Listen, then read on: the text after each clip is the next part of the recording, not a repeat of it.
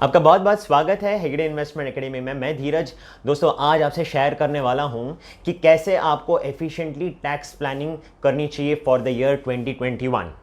अब क्योंकि provisional declaration का वक्त आ गया है, अभी आपके एम्प्लॉयर से आपको ये पूछा जाएगा कि आप इस साल में क्या क्या टैक्स प्लानिंग करने वाले हो, क्या क्या इंस्ट्रूमेंट्स में इन्वेस्ट करके अपनी टैक्स सेविंग करने वाले हो। और ये बहुत ज़रूरी भी होता है दोस्तों, बिकॉज जब आप फॉर्म 12BB भरते हैं तभी आपका टेक होम इनकम जो है वो बढ़ने के काफ़ी चांसेस, बिकॉज उसके बेसिस में आपका TDS कटता है। सो आज ये ब्लॉग इस चीज़ को एड्रेस करेगा कि कैसे आपको एक तो एफिशिएंटली अपने टैक्स कंपोनेंट्स को रिजेक्ट करना चाहिए, नंबर 1, एंड नंबर 2, क्या ऐसे इंस्ट्रूमेंट्स हैं जो प्रोबेबली अगर आपने अभी तक ऐड नहीं किया है अपने टैक्स प्लानिंग में तो आपको वो ऐड करने से कितना फ़ायदा होगा। सो चलिए स्टार्ट करते हैं आज का blog.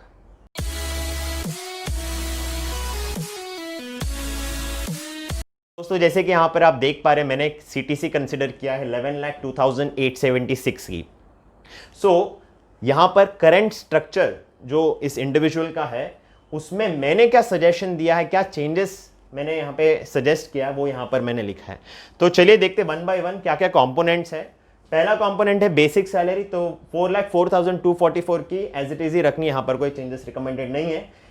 HRA house rent allowance 2,02,128 rupees के, यहां पर भी कोई चेंजेस मैंने सजेस्ट नहीं किया है। स्पेशल अलाउंस दोस्तों, ये एक ऐसा कंपोनेंट है जो फुल्ली टैक्सेबल है, तो 4,40,200 का स्पेशल अलाउंस इनको मिल रहा है, तो यहां पर मैंने सजेस्ट किया कि इसको हमको 58,424 रुपीज से घटाना है।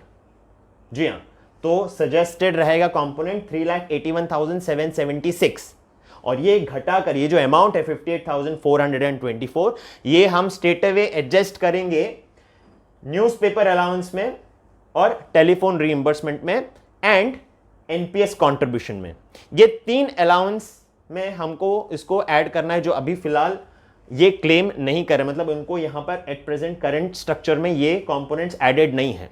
तो क्यों मैंने ये सजेस्ट किया है, चलिए पहले तो ये हम जान लेते हैं। दोस्तों, टेलीफोन रीइंबर्समेंट मैंने यहाँ पे कंसिडर किया 1,000 rupees per month.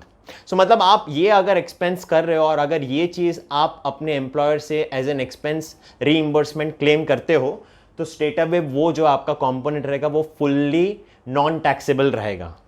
Similarly newspaper allowance में भी मैंने 500 रुपीज़ पर मंथ का यहाँ पर एक्सपेंस कंसिडर किया। अगर ये एक्सपेंस आप क्लेम करते हो आपके एम्प्लॉयर से तो वो रीइंबर्समेंट भी आपको फुल्ली मतलब वहां पर कोई भी टैक्स आपको नहीं भरने को आएगा।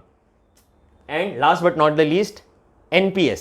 दोस्तों देखिए, यहां पर NPS में 2 सेक्शन होते हैं, एक सेक्शन 80CCD2 है और एक 1B है। तो यहां पर मैं सेक्शन 80CCD2 की बात कर रहा हूं, जो कि कंट्रीब्यूशन हम करते हैं एम्प्लॉयर के द्वारा। मतलब ये सिर्फ और सिर्फ सैलरीड प्रोफेशनल्स के लिए ही ये विंडो ओपन रहता है। Other than salaried professionals can not invest through this section. तो यहाँ पर अगर आपके एम्प्लॉयर द्वारा ये आपको फैसिलिटी मिलती है तो ये आप आपके बेसिक का 10% यहाँ पर आप ऐड कर सकते हैं। तो जैसे कि यहाँ पे बेसिक है 4,04,244 रुपीज़, उसका 10% दैट इज 40,424 रुपीज़ आप NPS कॉन्ट्रीब्यूशन आपके एम्प्लॉयर के थ्रू कर सकते हैं। मतलब आपका इन हैंड ऑफकोर्स थोड़ा कम हो जाएगा, बट आपकी NPS में ऐड होने से वो स्टेट अवे पूरी की पूरी अमाउंट टैक्स फ्री हो जाएगी। तो यहां पर देखिए, सजेस्टेड में annual CTC as it is 11,02,876 rupees ही है, बट अगर हम इसको सही तरीके से रिजेक्ट करें तो क्या हमें फायदा होगा, चलिए जानेंगे अभी हम।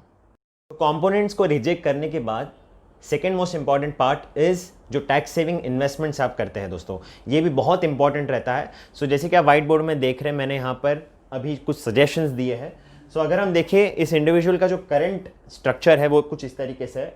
सो यहाँ पर जो CTC है वो तो एज इट इज ही रहने वाला 11,02,876, बट अभी सजेस्टेड में जैसे कि अभी हमने रिजेक्ट किया, रिजेक्ट करने के बाद इनका टैक्सेबल CTC हो गया है 10,44,452 रुपीज़। स्टैंडर्ड डिडक्शन की बात करें, ये तो सभी को अवेलेबल रहता है, तो वो वहाँ पर 50,000 मैंने दोनों भी सिनेरियोज में कंसिडर किया है। सेक्शन 80C ये भी नॉर्मली सभी लोग अभी 1.5 लाख तक पूरी करते हैं, तो ये भी मैंने यहाँ पर 1.5 लाख कंसिडर किया है। सेक्शन 80D, अब यहाँ पर ये जो मेरा एग्जाम्पल है, इन्होंने सिर्फ अपने लिए और अपने फैमिली के लिए, मतलब स्पाउस और चिल्ड्रन के लिए, डिपेंडेंट चिल्ड्रन के लिए इंश्योरेंस लिया था वर्थ 13,000, हेल्थ इंश्योरेंस का प्रीमियम वो भर रहे हैं।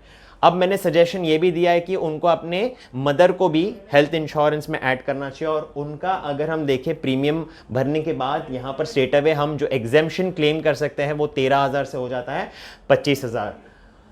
उसके साथ ही साथ सेक्शन 80 CCD 1B दोस्तों, ये भी NPS के कंट्रीब्यूशन के तहत आप इस सेक्शन के द्वारा एग्जेम्पशन क्लेम कर सकते हो। तो जैसे कि मैंने आपको बताया था 2 सेक्शंस होते हैं, यहाँ पर मैं सेक्शन 1B की बात कर रहा हूँ, सब सेक्शन 1B की बात कर रहा हूँ, और 50,000 रुपए यहाँ पे ऐड करने से आप स्टेट अवे वो पूरा 50,000 रुपए का रिबेट क्लेम कर सकते हैं, which is over and above 1.5 lakh. And इस एग्जाम्पल में दोस्तों क्योंकि होम लोन भी पे किया जा रहा है, EMI पे किया जा रहा है, तो उसका जो इंटरेस्ट पार्ट है अंडर सेक्शन 24 2 लाख रुपए हम यहाँ पर कंसिडर कर रहे हैं। तो इस तरीके से ये सारे डिडक्शंस क्लेम करने के बाद CTC कितनी गिरकर हो जाती है और जो हमारा नेट टैक्सेबल जो इनकम हो जाता है, चलिए वो देखते हैं फाइनली हमें फिर उस पर कितना टैक्स भरने को आएगा।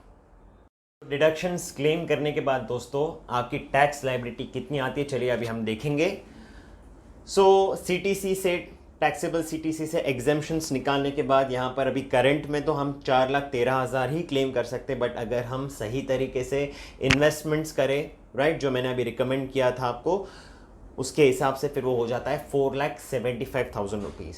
सो दैट मीन्स डिडक्शंस निकालने के बाद हमारी जो नेट टैक्सेबल CTC जो होती है करंट में वो होती है 6,89,876 और सजेस्टेड में वो हो रही है 5,69,452।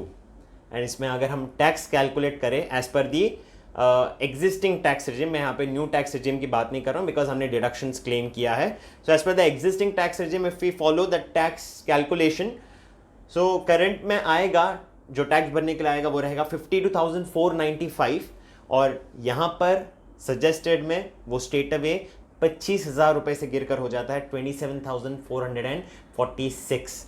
That means if you follow this structure, no matter अगर आज आप सेक्शन 80C फॉलो करो 11 लाख के अगर आपकी CTC है, आप स्टिल 25,000 रुपए 50 रुपए तक की टैक्स सेव कर सकते हैं दोस्तों।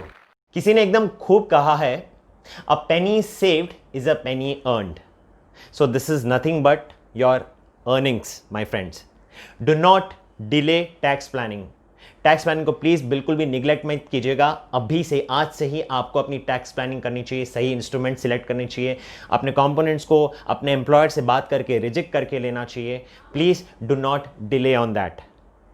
उम्मीद करता हूं दोस्तों आपको आज का ये ब्लॉग पसंद आया होगा। अगर पसंद आया है तो प्लीज़ लाइक बटन हिट करना ना भूले, और अगर आप चाहते हो कि आप हेगड़े इन्वेस्टमेंट एकेडमी के द्वारा एक अच्छे से टैक्स प्लानिंग अपनी करवा के ले लें, सो दिए हुए नंबर में कांटेक्ट करके हमें बताइएगा कि आपका क्या इसमें क्वेरी है, हम डेफिनेटली आपको रीच करके सोल्यूशन देंगे। सो आज के लिए इतना ही दोस्तों। This is Dheeraj signing out from Hegde investment academy. जय हिंद।